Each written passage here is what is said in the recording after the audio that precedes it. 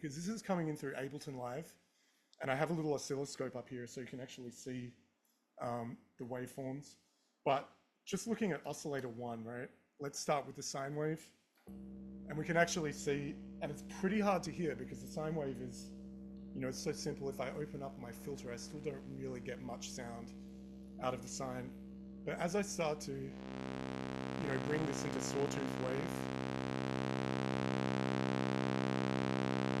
I start to get a lot more audible sound, and I can carry this through to, you know, square wave, which is not exactly square, but it's close. And then a pulse width. And really, what a pulse width is, it's a square wave with unequal peaks and troughs. So a square is really our peaks and troughs the same as we get to pulse. So, you know, one of the fundamental things about working with an analog synth is understanding what each waveform sounds like. I know that a sine wave is going to sound very subby. Even at higher frequencies, it's barely audible. I know that a sawtooth is going to be pretty buzzy. And I know that a square wave is going to be more, it's got a little bit more of a hollow sound, especially in lower frequencies. And then that pulse width has a very thin sound. And understanding these allows me to quickly go in and design bass patches that make sense for the kind of music that I'm approaching with these, right? So we've just heard one oscillator. And like I said, my mixing level here, I can turn the level up. So that could be quite loud, but I'm going to start with, I will start with a sawtooth wave. And I'm just going to use so we have a filter section here, right? And the filter is just it's a low pass filter. So with all of this off, I should hear nothing. And as I open this filter up, I start to hear the oscillator. So the filter really is the heart and soul of any analog synth, and different filters on different synths have their own characteristics. Moog is really well known for their filters, but it's a low pass filter, which means that it lets low frequencies through, and as you open the filter, it allows other frequencies through. This actually has a band pass as well, which allows a band of frequency through, but I just use it because I'm doing mostly bass tones. I use the low pass because that gives me, from a performance point of view, something I can manipulate the sound live, or if I'm recording, I can, you know, really dial in the brightness of the sound. Let's bring a second oscillator in and hear how that sounds. So I'm just going to switch on oscillator 2, and I'm going to set my frequency to 12 o'clock there. And let's do a waveform. Let's put in the same octave range.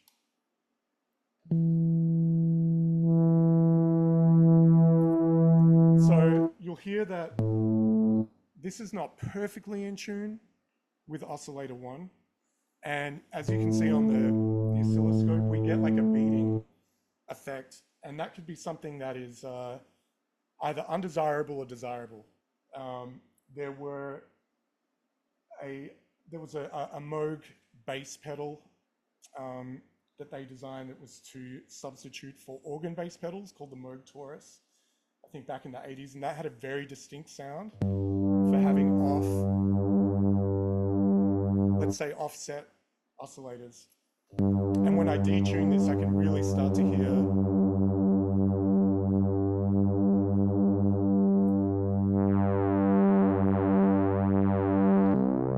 and that is a sound that I actually use a lot, is that detuned sound. It gives it quite a thickness, right? If I put one oscillator at a lower octave, you can hear it's more unison sound, but there still is that beating there. And then I can bring in oscillator 3, and let's do that an octave up. And I'm going to use a square wave for this. And then using the mixer, that's quite a bright sound. So I can bring that down to add character to my bass patch. For me, I'm typically using 2 oscillators. I don't want to have a lot of phasing when oscillators are out of tune. And as I said earlier, these can, drift in and out of tune. One thing that this keyboard has that is really useful is oscillator sync. And this is a hard sync between oscillator 1 and 2. Enabling this, basically, it will use oscillator 2, its wave cycle, to reset oscillator 1 cycle every time it resets. And in other words, we're not hearing at this, if we enable sync, we are not hearing 2 waveforms now. We're not hearing a mix of 2 sounds, we're hearing 1 sound that is 1 waveform that's generated by both. And you can hear already the characteristic of this is very different. Now, as I sweep oscillator 2,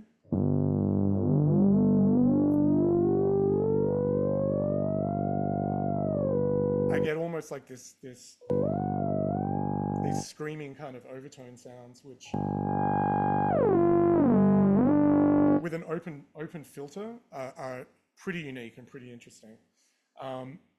I use a hard sync quite a bit because I like to have an extra, let's call it an extra performance feature outside of using the filter, right?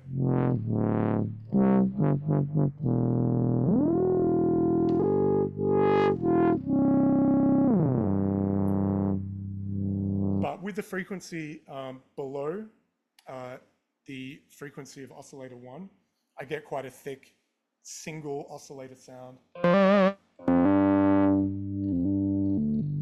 using sync. So that's one really useful thing that's unique to this board, but it's also found on a lot of analog synthesizers. That's the basics of oscillators. It's really important to, when it comes to creating a bass patch or any patch, I think it's easy to pull up a preset, right? And go, okay, I like this preset. I'm going to tweak it a little bit and, maybe change some of the wave types or whatever. But I think it's really good to familiarize yourself with how all of these different wave types sound and also work through in a methodical fashion. And when I tour and I get a Voyager on the back line or something like that, I can't load my patches onto that, or it's quite tricky to load patches onto that. So I'm often having to build patches in soundcheck. If I understand how the things sound and work through in a very methodical way, I can do that fairly quickly.